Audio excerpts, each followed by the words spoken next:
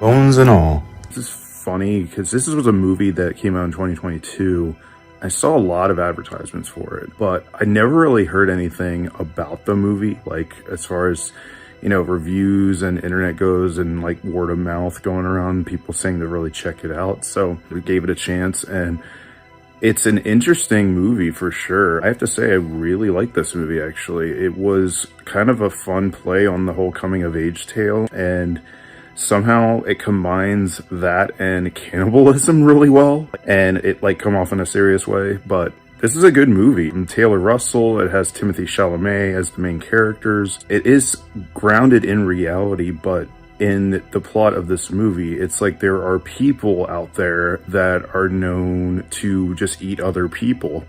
And it's almost in a way a form of vampirism, but not really. It's pretty much if like there were people like Hannibal Lecter that aren't like psychopaths, where they just have this like urge and craving for human flesh. And I mean, this is where some people, the concept of this can be lost on some people, because it doesn't really have a whole lot of rules to it, because it's like these people can clearly survive without eating people, and they just eat food like normal humans.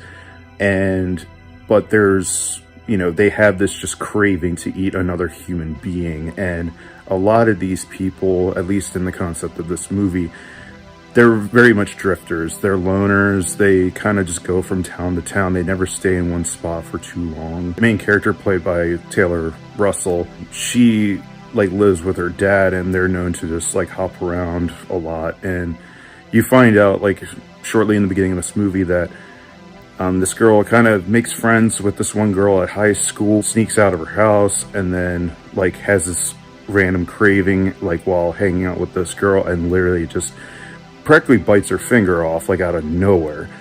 And at first you think the dad is like a terrible person, because you see him lock her bedroom door after she like goes to sleep, and then she sneaks out of her window.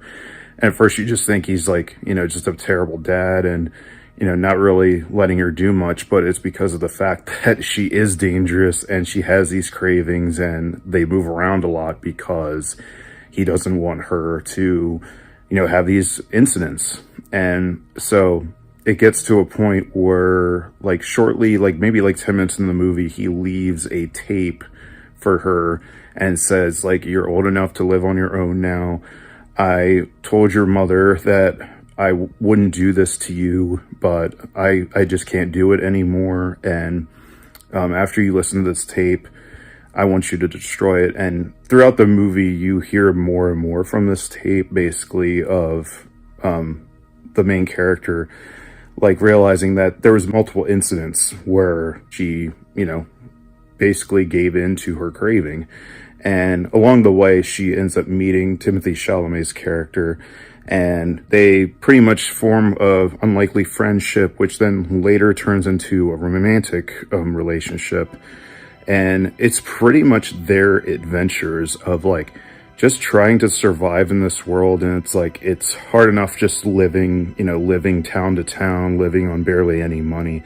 But then you also have this cannibalistic craving on top of it. And they're not the only two people, in this world that deal with it. There is another character named, I think his name is Sully. He pretty much comes along and he just comes off really creepy. And I like that aspect of this character of Sully, because at first you think like he is like, you think something's up with him, and there is, but then the writing of this movie kind of causes you to trust Sully a little bit, and you think like, oh, he's just really quirky, and because of like him being one of these like eaters or cannibals, if you want to call it that, this is the way he is. He lived a very lonely life, and these type of people live a very lonely life, and it's hard for people like this to coexist together. That's why they're usually on their own. So a lot of this movie I've really liked though, and this is the first movie in quite a long time that I felt that there was a sense of adventure, or like this movie really felt like a journey. And it was funny because while this is only like a 2 hour, maybe 20-minute movie, so it is a little on the longer side. It felt very long, but not in a bad way. Like, it almost felt like you were watching like a season of a television show, like with its pacing. Like, it took its good time, like, you know, kind of playing things out. It's truly one of those films like you don't see very often. And I know some people are going to go into this and, you know, not really be along for the ride, or think a little bit too much into the plot and the concept of how can you be like, you know, this normal human being, but also feast upon human flesh. And if you don't have it for a long time, you still are able to live and such like that. But I don't know, I kind of take it as symbolism, as just like our vices, and, you know, how, you know, we can all still live without doing something that, you know, is supposed to, in a way, feed our soul. But, you know, it does kind of, you kind of slip away from yourself more and more if you don't give into this. And I don't know, this is one of those movies that I'm very fresh off of just watching it, but I really enjoyed this movie, and I will probably want to revisit it later down the road, because I really enjoyed myself watching this. A lot of this movie, it definitely has a very dirty feel to the movie and very DIY feel to it.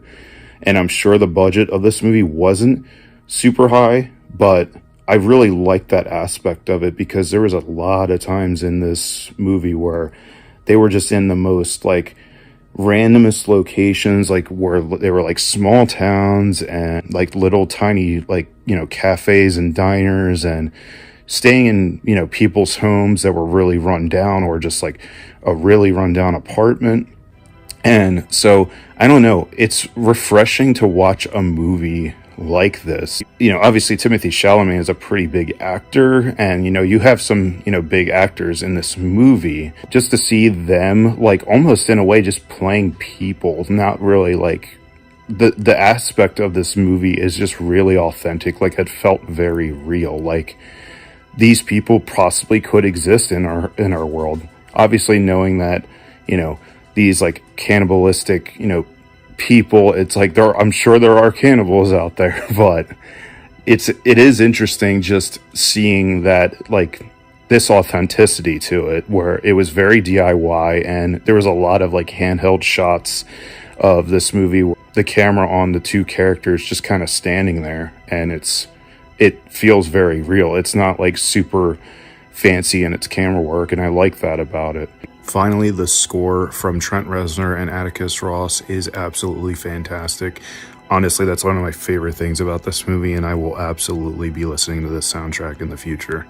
I highly recommend this movie, and this is one of those movies, if you're really looking for something different, especially like in the horror genre is always interesting, and I'm always drawn to the horror genre because of how ambitious it can be.